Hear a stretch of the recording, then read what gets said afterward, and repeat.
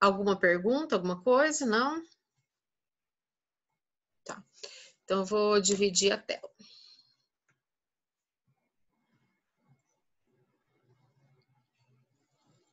Então, a aula hoje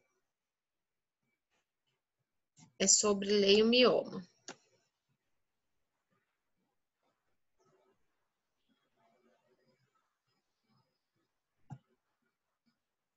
Sobre leiomioma uterino, que é mais conhecido como mioma uterino.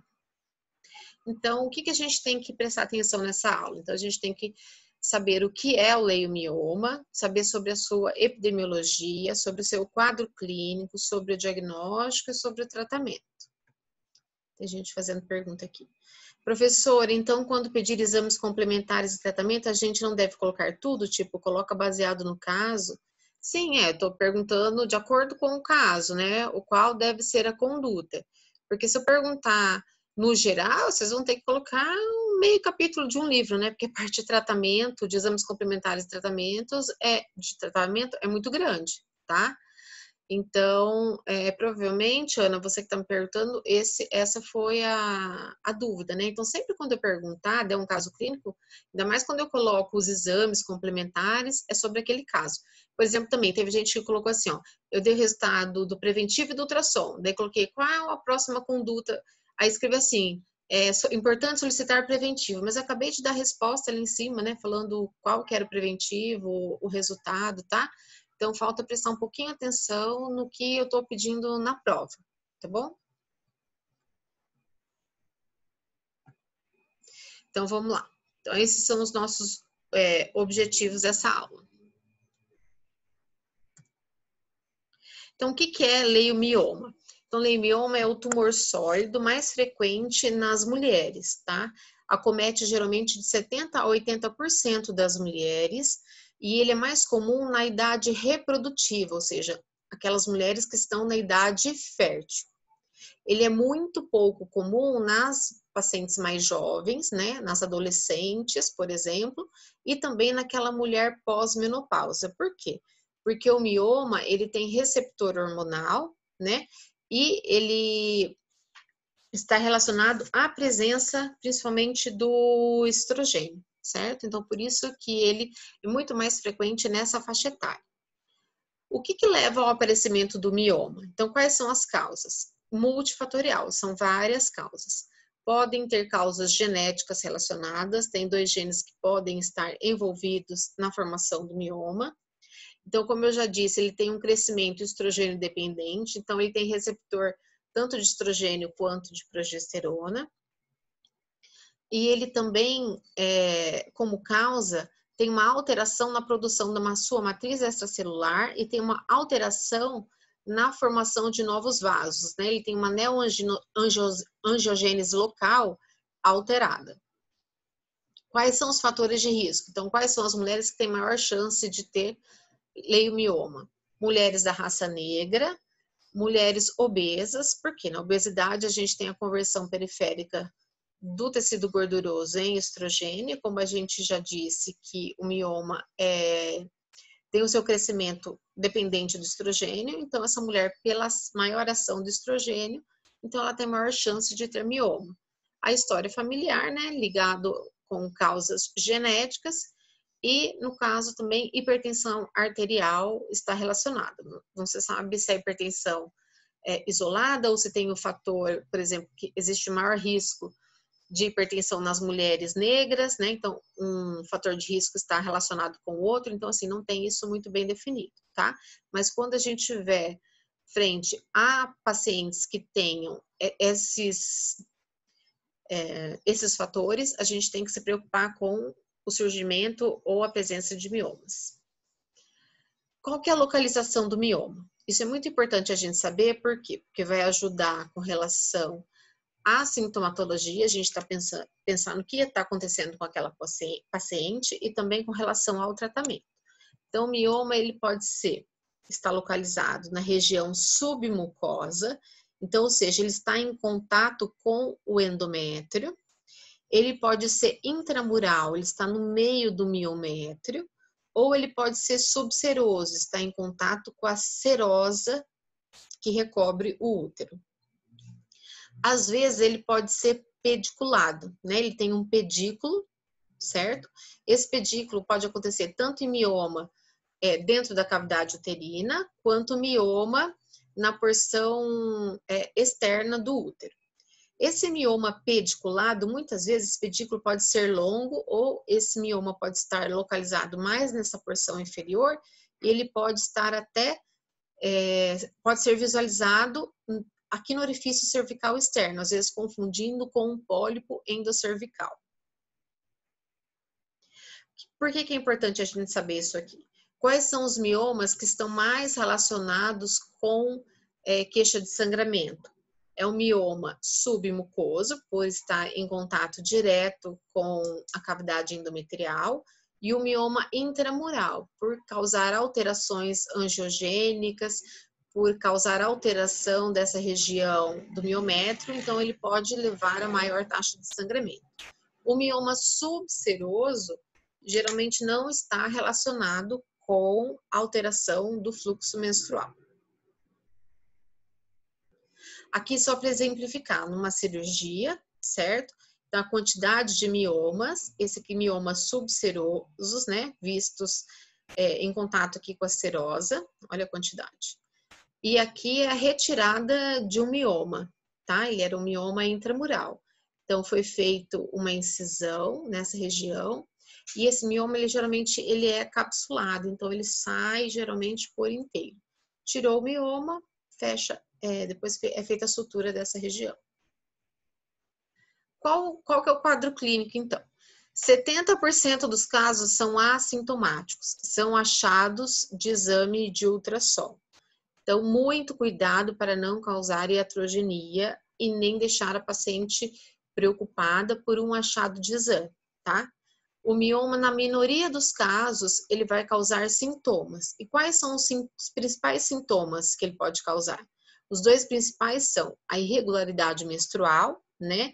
Sempre irregularidade, então, relacionado com mioma ou intramural ou submucoso, e dor pélvica. A dor, geralmente, por aumento da pressão pélvica, pela congestão que ele causa ali na região do miométrio, ou então também pelo volume. Se for um mioma muito volumoso, ele pode causar compressão local e causar dor, tá? Então, essas são as duas principais queixas quando a paciente tem sintoma. Além disso, ele também pode levar a outras alterações, como, por exemplo, infertilidade. Se ele estiver, por exemplo, obstruindo a região do ósseo das trompas uterinas, né? Então, ele pode impedir ali a passagem do espermatozoide da cavidade uterina para dentro da tuba. Constipação intestinal e alteração do trato urinário, geralmente quando ele é de grande volume, né? Então, miomas muito volumosos, ele pode comprimir a região do intestino, né? Lembrar sempre que o intestino e a bexiga estão muito próximos da cavidade vaginal e do útero. Então, pode causar constipação intestinal e alteração do trato urinário, pode até haver compressão de ureter, que ali passa muito próximo do útero, e levando a hidronefrose. Pode levar a complicações durante a gestação. Na gestação, se a gente tiver um mioma, ele pode sofrer degeneração, né? Ou seja, ele pode sofrer o processo de necrose, pode dar dor, febre na gestante. Ele pode levar a posições anômalas do feto, complicando o trabalho de parto, né, ou parto normal. E durante se for, por exemplo, feita uma cesárea, dependendo da localização, ele pode estar bem na região onde é feita o corte, né, a incisão no útero para poder fazer a retirada do recém-nascido. Então, é importante, assim, saber previamente se a paciente tinha mioma ou não e acompanhar durante a gestação, avaliar o tamanho, a localização, para você evitar as complicações. Também podem acontecer complicações com relação ao parto puerpério, né? Por exemplo, o mioma, ele pode,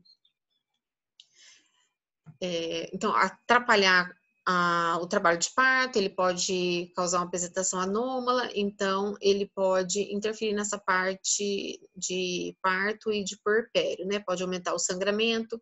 Com relação ao puerpério, muitas vezes você fizer uma cesariana e, não, vou retirar esse mioma.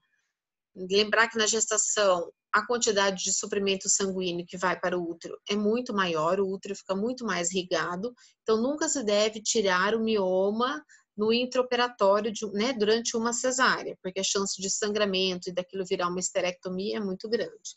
Então tem que ficar muito atento a essas complicações que podem acontecer ali no parto e no puerpério. Como que a gente faz o diagnóstico? Baseado em um tripé, sempre. Anamnese, você vai ver as queixas da paciente, buscar os fatores de risco.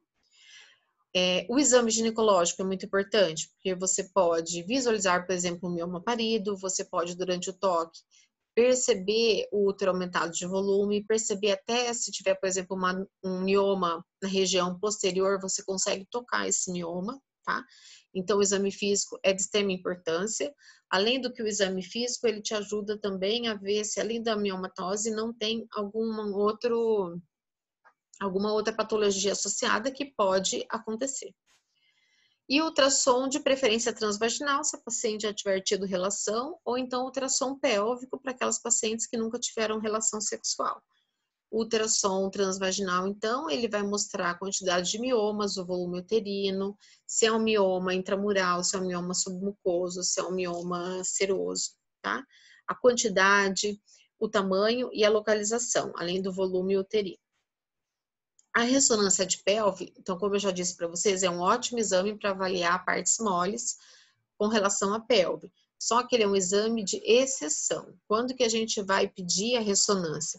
Quando o ultrassonografista não consegue localizar muito bem os miomas, eu quero fazer uma programação cirúrgica, por exemplo, o mioma na região posterior do útero, muito próximo do colo, ali é uma região que passam vasos importantes, né? Então, eu quero saber exatamente a localização, o quanto ele está infiltrando no miométrio ou não, né? Para eu poder programar minha cirurgia. Além disso, para excluir outras patologias associadas, às vezes eu posso ter adenomiose junto com uma miomatose, né? Às vezes eu posso ver algumas características na qual eu suspeito malignidade, o que o ultrassom às vezes não consegue me ajudar, então aquela paciente que está numa faixa etária alterada, ou mioma que cresceu muito rápido, que eu tenho suspeita de uma lesão tumoral. Então eu posso estar pedindo a ressonância, mas então só em casos de exceção, tá?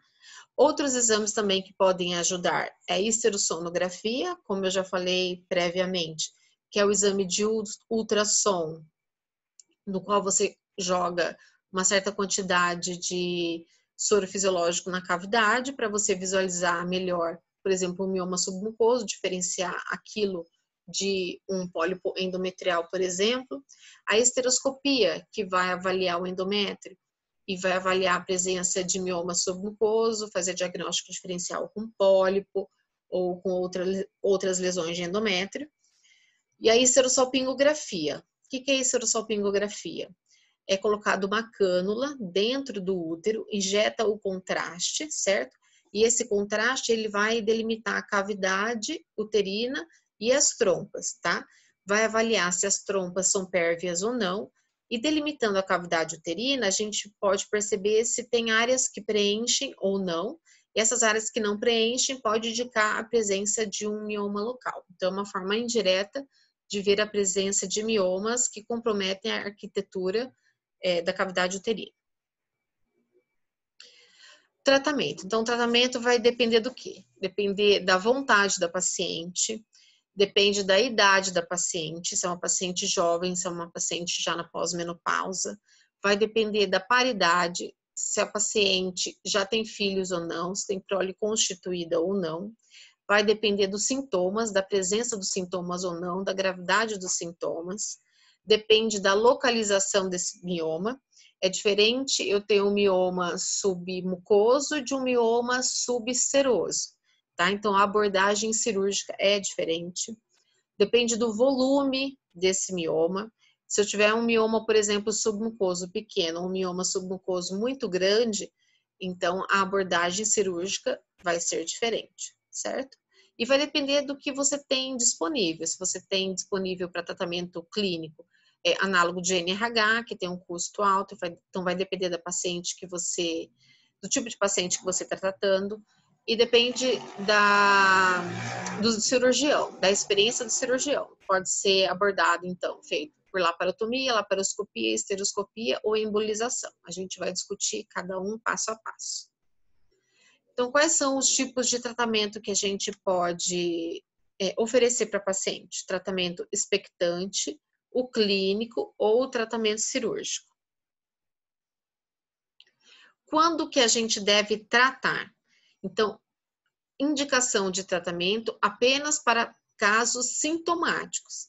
Então, lembrando que a maioria das pacientes que têm mioma são pacientes assintomáticas, então, na maioria dos casos, nós vamos fazer somente o acompanhamento, ou seja, adotar a conduta expectante, né? Essa conduta expectante seria como? Através da realização de exames, né? Você vai do exame físico, né? Avaliar se apareceu sintoma ou não, e exame de ultrassom, tá? Esses exames podem ser anuais, geralmente, mas se a paciente não tinha nenhum sintoma e começa a apresentar algum sintoma, eu posso até antecipar a consulta, né? Fazer novo exame físico, comparado com o exame que eu tinha feito previamente, e ultrassom. Por que que a conduta expectante é muito utilizada? Porque existe uma baixa taxa de malignização relacionada com o mioma. Um leiomioma para virar um leiomiosarcoma em menos de 1% dos casos, tá? Então, a taxa é muito baixa. Então, isso me dá uma segurança maior para tomar uma conduta expectante. Lógico que em todos os casos a gente tem que ter sempre o bom senso, certo? Por exemplo, nesse caso aqui, uma paciente com muita dor, mesmo que ela tenha um mioma pequeno, foi excluído qualquer outra causa de dor abdominal. Devo fazer o tratamento? Devo fazer o tratamento, certo? Às vezes, paciente que tem essa imagem aqui, ela tem um mioma gigante, né, enorme. Parece que está gestante, porém, vamos supor que fora a queixa de distensão abdominal, ela não tem mais nenhum sintoma, então porque ela não tem nem irregularidade menstrual e nem dor pélvica, eu não vou indicar tratamento? Não, vou indicar tratamento, olha o tamanho, olha o volume abdominal.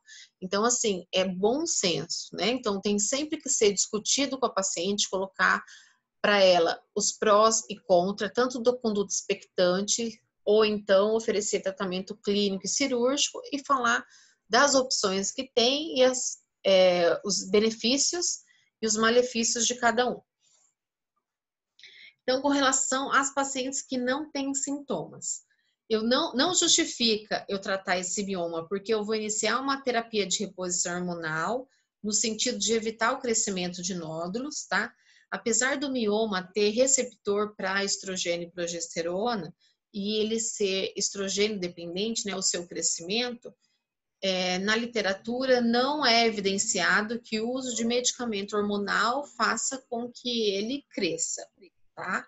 Então, não justifica a gente tratar o mioma, por exemplo, eu vou levar a paciente para fazer a retirada de um mioma, uma paciente que não tenha sintomas, só porque eu vou fazer uma reposição hormonal. Não, você vai fazer reposição hormonal e vai acompanhar vai fazer uma vigilância sobre aquele mioma.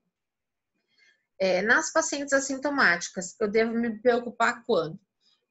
Quando houver uma rápida modificação do volume desse mioma, só que lembrar que não existe na literatura assim, um valor específico, né, de velocidade de crescimento na qual eu devo me preocupar ou não. Então, também aqui entra a questão do bom senso. Com relação ao volume, então, ele é um critério prático, mas então, isoladamente, ele não deve ser usado, a não ser em situações extremas, por exemplo, né? O mioma ele tinha 1 centímetro, útero, sei lá, de volume normal, de repente o útero aumentou 4 vezes de volume, aquele mioma de 1 centímetro passou para 10 centímetros. Então, assim, você viu que teve um aumento importante, tanto do volume quanto, né, da velocidade de crescimento, então aí é indicado o tratamento, mas sempre em conjunto com a paciente, nunca uma imposição. Porque nesses casos existe uma maior chance de malignização, apesar da chance ainda assim ser muito pequena. Nunca devo tratar paciente que não tem sintoma no sentido de prevenir infertilidade, tá? Ou então alterações que ela possa ter com relação à gestação, né? Então, como eu disse, o mioma ele pode, se for grande, causar aborto, parto prematuro, pode causar a própria infertilidade. Então, assim, não tem indicação, tá? De tratar pacientes assintomáticas, porque muitas vezes a causa da infertilidade também está relacionada a outros problemas. E só porque foi visto, às vezes, um mioma muito pequeno, por exemplo, um mioma de 1 centímetro, na região próxima ao colo uterino, aí, às vezes, o médico põe a culpa toda no mioma e faz retirada de um mioma, ou seja, leva a paciente para o centro cirúrgico, faz uma cicatriz uterina, a paciente, teoricamente, tem que demorar mais 2 anos para poder engravidar, porque toda cicatriz uterina tem chance de rotura com a gestação. Então, assim, tomar muito cuidado ao acusar o mioma como causa de infertilidade. Tem que ser um diagnóstico de exclusão, você tem que ter esgotado todas as outras possibilidades para falar, para inferir que aquele mioma está causando infertilidade para poder indicar tratamento para aquele mioma, certo? Então, como conclusão, sempre tratar as pacientes sintomáticas e na maioria das mulheres que são assintomáticas, a conduta geralmente será expectante, sempre valendo o bom senso e sempre essa decisão tem que ser em conjunto com a paciente. Quais são os tipos de tratamento que a gente tem, então? Fora a conduta expectante, então a gente tem o tratamento clínico e o tratamento cirúrgico. O tratamento clínico, como é que a gente pode fazer? A gente tem que, teoricamente, qual que é o medicamento ideal, né? A droga ideal que a gente usaria para tratar o mioma? Seria aquela capaz de reduzir os nódulos que já existem, aquela droga que evita o aparecimento de novos nódulos, que tem baixa toxicidade, que alivia os sintomas, ou seja, controla o fluxo, diminui a dor pélvica, né? Que seja de uso oral ou de depósito, que seja uma medicação segura e que já seja aprovada para uso, que tenha baixo custo e que tenha suas indicações muito bem estabelecidas. Embasado na literatura, com relação a tudo isso que eu já falei. Qual é o medicamento, os 2 medicamentos que existem para tratamento de mioma? São os análogos do GNRH e o Lipristal. É um modulador seletivo do receptor de progesterona, mas que não existe no Brasil, tá? Então, aqui no Brasil, embasado na literatura, nós temos apenas os análogos do GNRH. O tratamento clínico, qual é a dificuldade? Que tem poucos trabalhos, né? Na literatura, então, só esses que eu apresentei para vocês, certo? Mas aqui no Brasil, por ter, pelos análogos do GNRH serem uma medicação de alto custo, e a gente também não dispor do uso do Lipristal, que é bem estudado, então a gente acaba tratando, às vezes, as queixas, por exemplo, de irregularidade, como se fosse um sangramento uterino normal, que a gente viu na aula anterior, tá? Então, a gente usa aquele algoritmo para poder tratar sangramento uterino normal no caso de pacientes com miomas. Então, com relação aos análogos do GNRH, qual que é a ação? Então, ele causa um bloqueio do eixo hipotálamo, hipófise e ovário. Então, ele leva a uma diminuição da vascularização do tumor. Então, ele diminui o tamanho do tumor, diminui dor, diminui fluxo menstrual.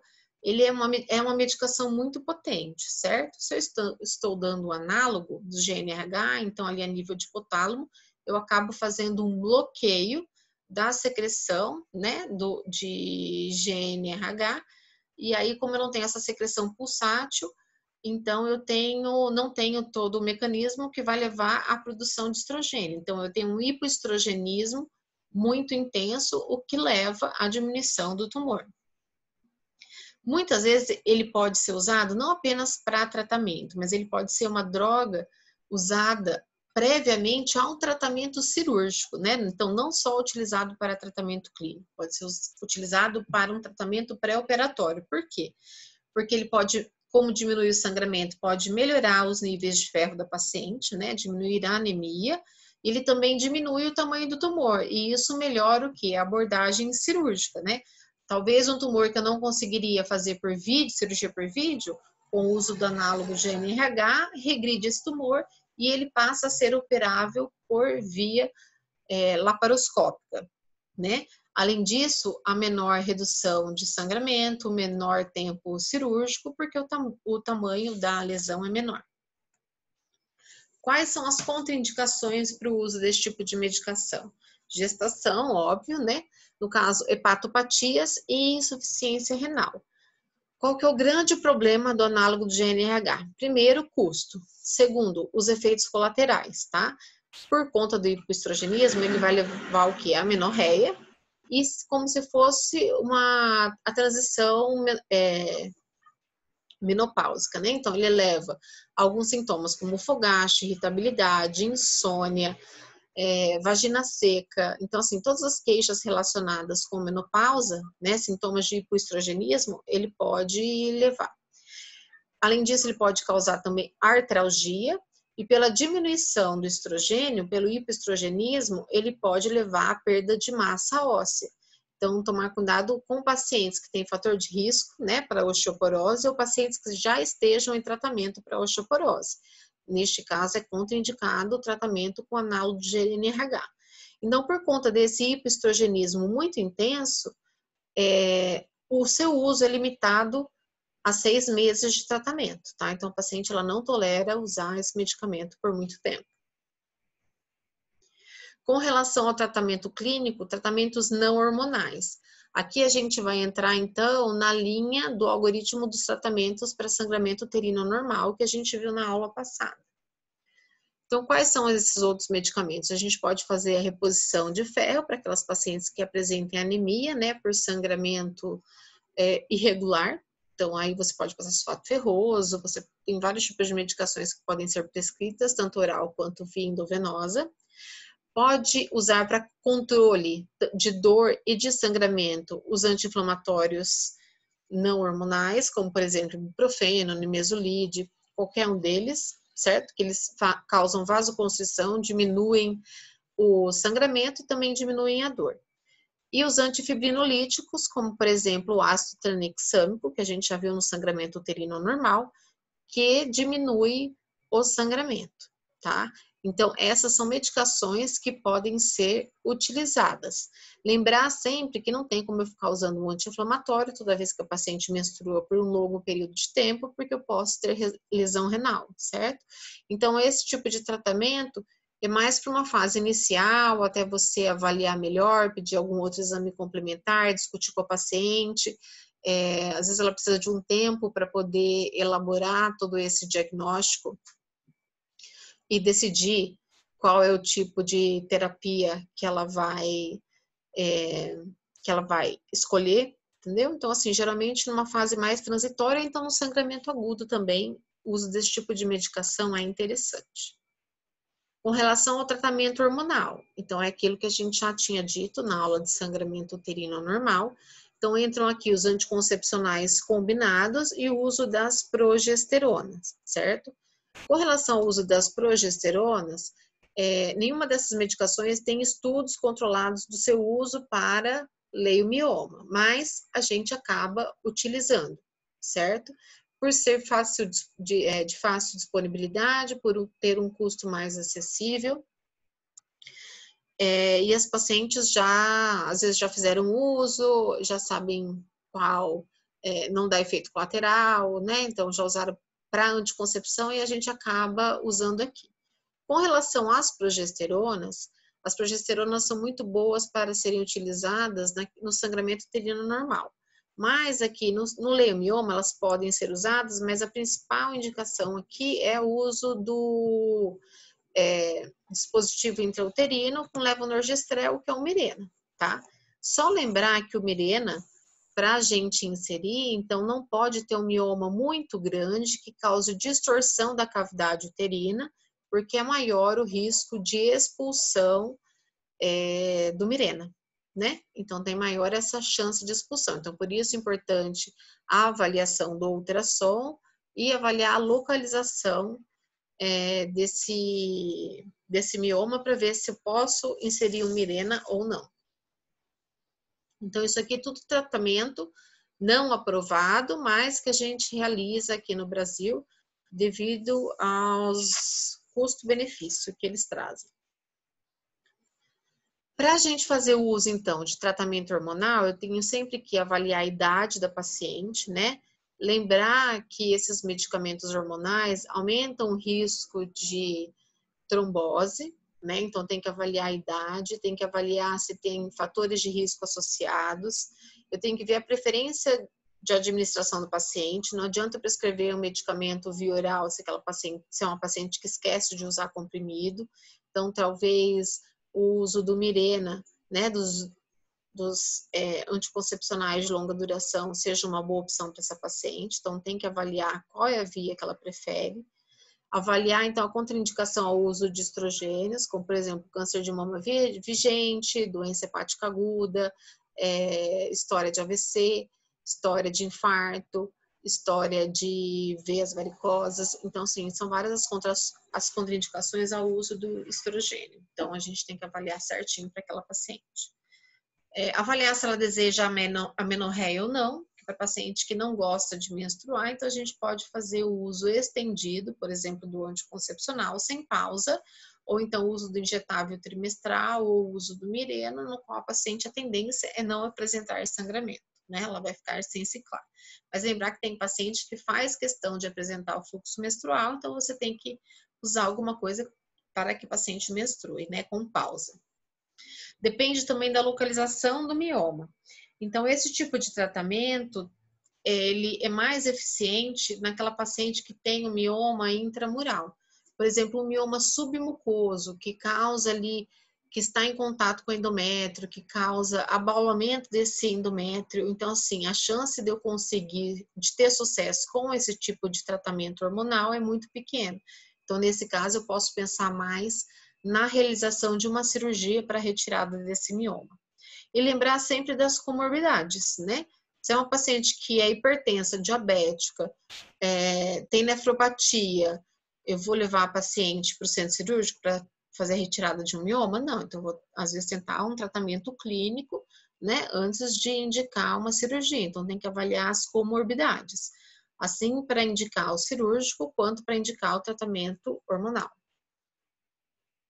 Com relação ao tratamento cirúrgico, tá? Então, ele vai depender do desejo reprodutivo da paciente, né? Não importa se ela tem 42 anos, às vezes ela nunca teve filho e não quer retirar o seu útero, né? Então, tem que respeitar o desejo da paciente. Além disso, se ela tiver desejo reprodutivo, existem algumas abordagens cirúrgicas, como, por exemplo, a miomectomia, que é a retirada apenas do mioma, né? Que vai preservar o útero e vai fazer a retirada daquele mioma. Depende, então, do tamanho do mioma, né? Se é um mioma submucoso, a abordagem cirúrgica é uma. Se é um mioma grande intramural, a abordagem é outra. Da localização, né? Tanto se ele tem, igual eu disse, submucoso, intramural, ou se ele tem 2 centímetros e é submucoso, se ele tem 5 centímetros e tem bastante componente intramural, então talvez a abordagem deva ser diferente, tá? Então, tudo isso vai fazer com que eu escolha a via cirúrgica. Se tem comorbidades ou não, como eu disse agora há pouco, e como opções de tratamento cirúrgico eu tenho, então, a miomectomia, que eu faço retirada apenas do mioma, a histerectomia, que eu retiro o bloco, né, útero com miomas, aí a embolização de artérias uterinas, que eu vou explicar um pouquinho mais adiante. Sempre o tratamento cirúrgico vai ser primeira opção quando eu tenho um mioma parido, que é naquela situação que ele é pediculado e ele está saindo pelo orifício cervical externo. Então, ali não tem como você fazer um tratamento conservador, né? Tratamento clínico, tem que ser cirúrgico. No caso de miomas muito volumosos, com compressão de órgãos, apesar da gente saber que o análogo do GNRH reduz bastante o volume do tumor, lógico que quando o tumor é muito grande, ele não vai ser útil para tratamento final. Às vezes ele pode ser útil para reduzir o tamanho do tumor e melhorar a minha abordagem cirúrgica. E às vezes ele pode ser a primeira opção no caso de infertilidade, mas desde que eu tenha certeza absoluta que é aquele mioma que está causando a infertilidade, né? Então tem que ser feita uma investigação completa, tá? Para ser a primeira indicação no caso de infertilidade, que isso é a exceção. Com relação à miomectomia, que é a retirada do mioma. Então, eu tiro apenas o mioma e, principalmente, vai ser indicado quando a paciente tem desejo de preservar o útero ou então ela já tem filhos, mas ela não quer retirar o útero porque ela quer manter o fluxo menstrual. Então, é indicado para essas pacientes. Lógico, vai depender do número de miomas, da sua localização, né, e do seu tamanho. Se eu tiver um útero com 20 miomas, como eu vou fazer miomectomia? Retirar 20 miomas? Então, assim, contraindicado, tem que fazer esterectomia, né? Mesmo que a paciente tenha desejo reprodutivo. Então, assim, tudo é questão, igual eu disse, de bom senso. Vai depender da localização. Então, mioma que a gente faz por abordagem cirúrgica, tanto de laparotomia quanto de laparoscopia, são miomas subseroso ou miomas intramurais, tá?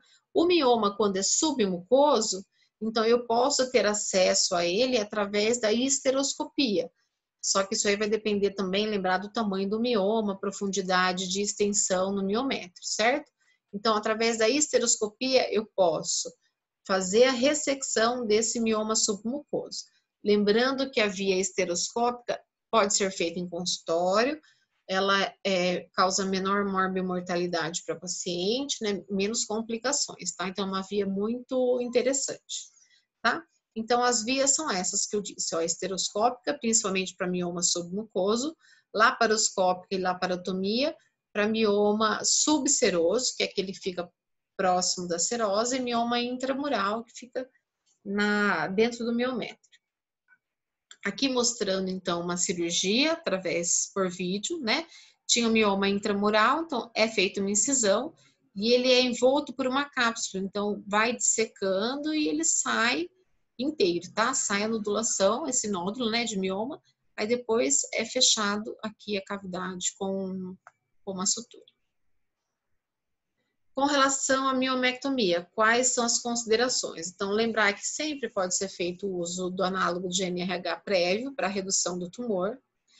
E lembrar que quando eu faço miomectomia, eu deixo uma cicatriz no útero, né?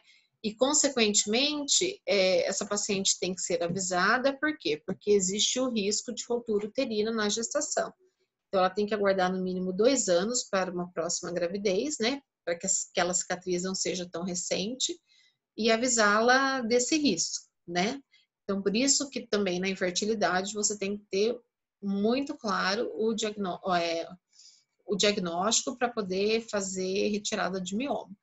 Porque se não for um fator da infertilidade, primeiro que a paciente pode ser que não engravide, mesmo que você tire o mioma. E segundo que você está causando uma heterogenia, né? Você pode levar a um rompimento do útero com a gestação.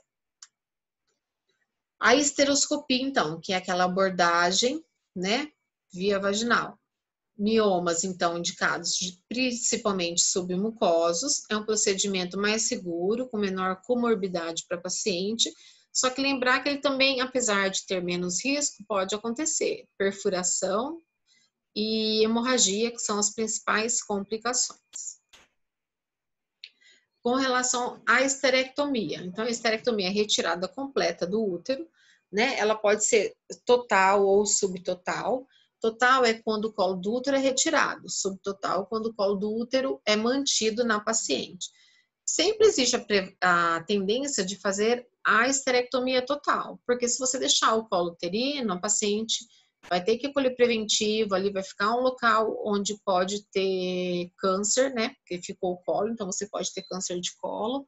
Então, geralmente só fica se tiver dificuldade na hora da cirurgia e não conseguir fazer a retirada do colo. Às vezes por conta de aderência, um útero muito volumoso, dificuldade de acesso ali à cirurgia. Então, daí é retirado só uma parte do útero. Mas, via de regra, é retirado o útero por inteiro. A esterectomia, ela pode ser realizada, então, tanto por via abdominal, que é o que vocês estão vendo aqui na foto, quanto por via vaginal. Quando eu vou indicar uma ou outra, vai depender do volume uterino, né? Se o volume uterino for muito grande, há uma dificuldade para retirar a via vaginal, então a via abdominal é preferida. Se a paciente já teve cirurgias prévias, tem tendência a ter aderências, então a preferência também é abdominal do que via vaginal. Só que lembrar que a via vaginal ela é muito mais interessante, por quê? Porque traz menos internação para a paciente, ela fica menos tempo internada, menos risco de sangramento, menos risco de infecção e melhor é a sua recuperação. Mas lógico, tem que ser feita por um cirurgião experiente, tá? A esterectomia, então, a gente vai pensar mais naquelas pacientes que não têm desejo reprodutivo, certo? Mas tem que tomar cuidado, porque apesar dela não ter desejo reprodutivo, ter o útero, isso aí pode causar algumas alterações com relação à sexualidade da paciente. O útero, a gente sabe que ele não está relacionado com o órgão que leva ao prazer, ao orgasmo, mas a ausência do órgão uterino, né, do útero, pode fazer com que a paciente se sinta menos mulher, vamos dizer assim, e pode levar a complicações com relação à sua sexualidade. Então, isso tem que ser muito bem discutido e informado para a paciente, ela tem que estar consciente disso para que depois você não tenha complicação. Outro tipo de tratamento cirúrgico que é a embolização de artérias uterinas, tá? O que é feito nessa embolização? A gente faz o cateterismo, né, da artéria femoral. Esse catéter, através da artéria uterina, ele chega na região do mioma, certo? E é liberado algumas substâncias que fazem o bloqueio, né, desses vasos que irrigam a região do mioma, certo? Fazendo o bloqueio desses vasos, então o mioma vai ficar sem suprimento sanguíneo e a sua tendência a sofrer regressão e necrose. Tá? Isso aí o ginecologista indica, mas quem faz é o radiologista junto com o cirurgião vascular. Então, quais são os pontos positivos desse tipo de tratamento? Tem baixas taxas de complicação, leva a alívio dos sintomas, né? Porque como você tem a regressão do mioma, então você pode ter diminuição tanto do sangramento quanto da dor. Melhora a qualidade de vida da paciente, lógico, reduzir os sintomas, tem uma boa aceitabilidade e é um procedimento, assim, tranquilo no seguinte sentido, que não requer tanta internação hospitalar e tem poucas taxas de complicação. E quando complica, o que acontece? Geralmente as complicações estão relacionadas com a necrose tumoral, certo?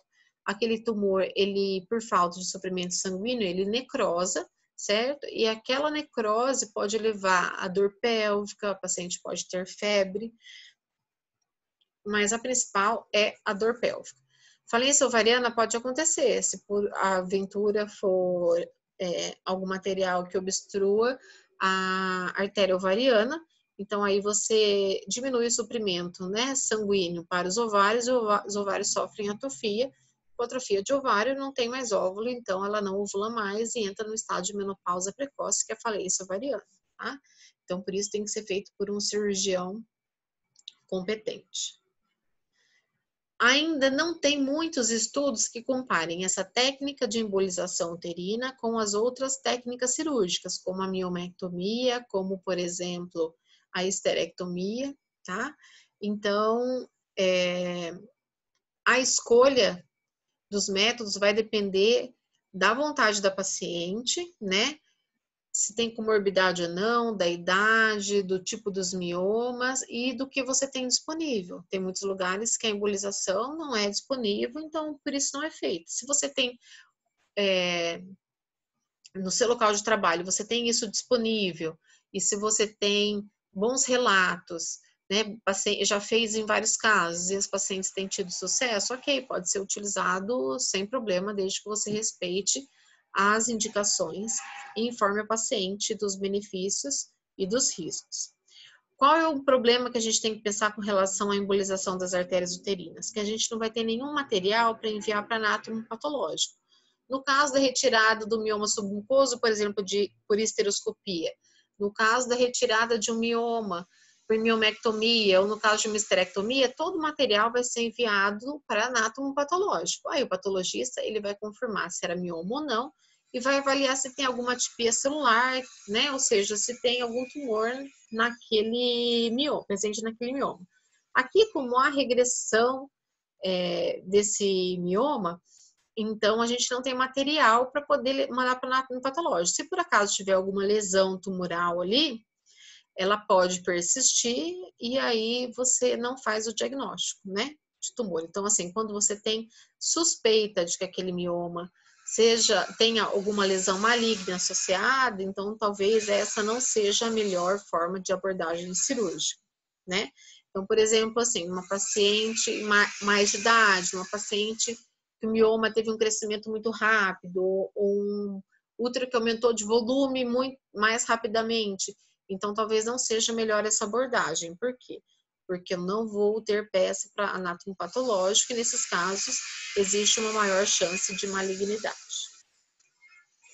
Então, como mensagem final com relação ao leiomyoma, então o seu tratamento deve ser individualizado, né? Tem que avaliar quais são os sintomas, né, que existem, levar em consideração características da mulher, como idade, paridade, desejo de reprodução, se houve ou não tratamento, falha no tratamento clínico, o risco de cirurgia, e lembrar que não existe, então, um padrão, né, uma opção padronizada para o tratamento, né? E sempre que eu falo, do menos para o mais. Prefere sempre o tratamento clínico e o tratamento cirúrgico é a última opção. Lógico que tem casos, como eu já disse, como por exemplo, casos de mioma muito volumoso, que você não vai fazer o tratamento clínico como primeira opção, tá?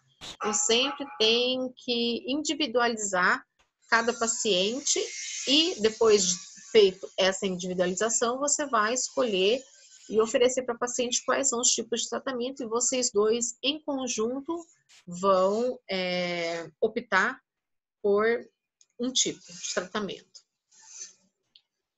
Aqui um caso clínico.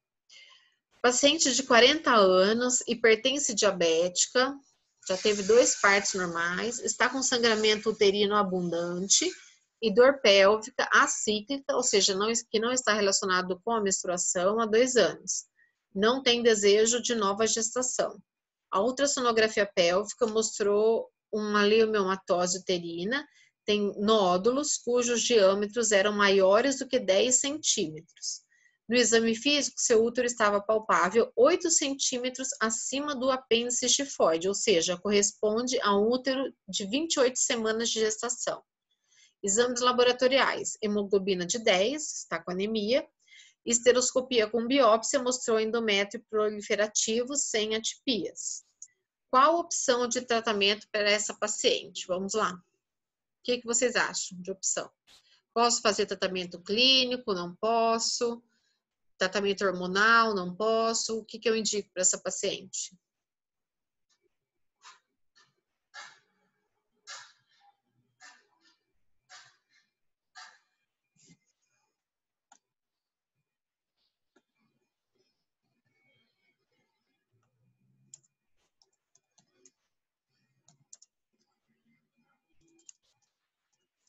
Pode ser tratamento hormonal?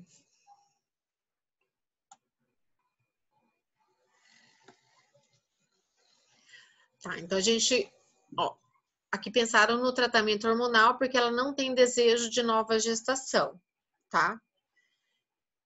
Mas o que você acha do tamanho desse útero aqui, ó? O útero dela é compatível com uma gravidez de 7 meses. O tratamento hormonal que a gente tem, você acha que vai resolver esse problema da paciente? Com o útero deste volume, desse tamanho? Isso, ele provavelmente não seria eficiente, tá? Então, nesse caso, uma paciente que está com anemia, 40 anos, apesar das comorbidades, hipertensão e diabetes, lógico que ela vai ter que passar pelo cardiologista, fazer o risco cirúrgico, né, para ver em qual ela se enquadra. Mas, nesse caso, pelo volume uterino ser muito grande, então aqui a gente teria que optar pelo tratamento cirúrgico. tá? Lógico que eu poderia fazer o quê? Às vezes o tratamento hormonal, né, o análogo do GNRH, para reduzir um pouco o volume desse tumor, certo? Reduzindo um pouco o volume do tumor, então melhora as minhas condições cirúrgicas e aí eu levo a paciente então para cirurgia. Compenso essa parte da anemia também. Lembrar que sempre na cirurgia existe uma perda de sangue, né? E se essa perda às vezes for muito intensa, então a paciente às vezes precisa transfundir. Então tem que compensar a paciente da anemia, talvez usar aqui nesse caso o análogo de GNRH, mas não pensando em tratamento definitivo, mas pensando em tratamento pré-cirúrgico, melhorando minhas condições cirúrgicas, a conduta é cirurgia. Nesse caso aqui seria a histerectomia, né? Por quê? Porque são vários miomas, útero muito volumoso e a paciente não tem desejo de nova gestação. Entenderam? Se fosse uma paciente, por exemplo, 40 anos de idade, hipertensa, diabética, que está com queixa de sangramento irregular, dor, e ela tem, por exemplo, ela tivesse um mioma de 2 centímetros submucoso, qual o melhor tratamento para essa paciente? Um mioma submucoso de 2 centímetros. O que eu posso indicar para ela? Tratamento hormonal, posso indicar?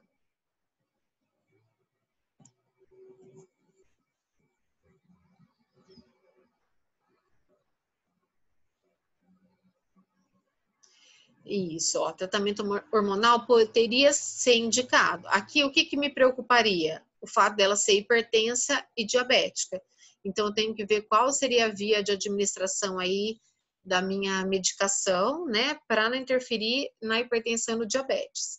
Isso vocês vão conseguir manejar mais na aula de contracepção que a gente vai conversar ainda. Então, não precisem ficar preocupados, tá? Então, aqui seria a parte do tratamento hormonal seria uma possibilidade.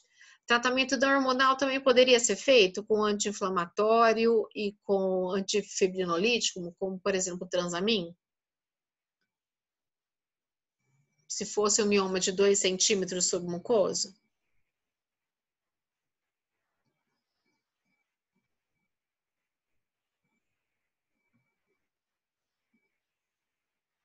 Se fosse um mioma submucoso, a chance da gente, como ele está ali muito próximo do endométrio, então assim, a chance da gente conseguir uma resolução com tratamento clínico é um pouco menor. Mas eu poderia estar usando essas medicações até a gente discutir com a paciente o tratamento mais definitivo, certo? E se ela tivesse, por exemplo, então, um mioma de 2 centímetros submucoso, para essa paciente eu indicaria a retirada apenas do mioma, porque ela tem um mioma. Só que esse mioma está numa parte importante que causa sangramento. Então, talvez para ela, a esteroscopia com miomectomia, né, a retirada desse mioma submucoso, é uma boa opção de tratamento, tá? Então, o que eu quero deixar para vocês é o seguinte, que não é todo mioma que é retirado, a grande maioria a gente vai só acompanhar e tranquilizar a paciente, e quando ela tem sintoma, você tem que avaliar todos os fatores para poder fazer uma escolha individualizada do tipo de tratamento. Então, tem que avaliar os fatores relacionados com a paciente, idade, desejo reprodutivo, comorbidades, se ela usa outros medicamentos ou não, desejo da paciente e avaliar, então, também qual o tipo de mioma, a quantidade, o tamanho, a localização, para poder escolher o tratamento correto para aquela paciente. Entendido?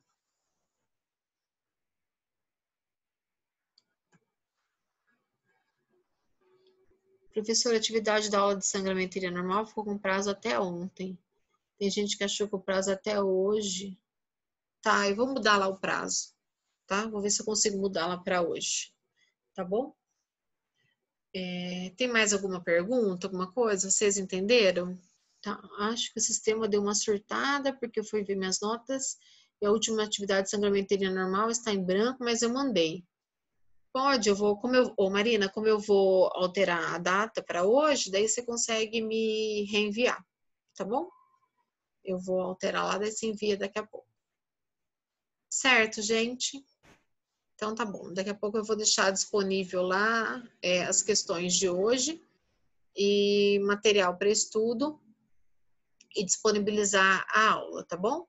Se alguém tiver alguma dúvida da prova, por favor, já me fale hoje, tá? Com relação à correção, tudo, porque por conta da prova substitutiva, que as notas precisam ser lançadas e corretas. Se alguém tiver alguma dúvida também de como é a somatória das notas, mas eu acho que deve ter ficado bem claro, certo? Então tá bom, gente. Obrigada, tá? Um beijo.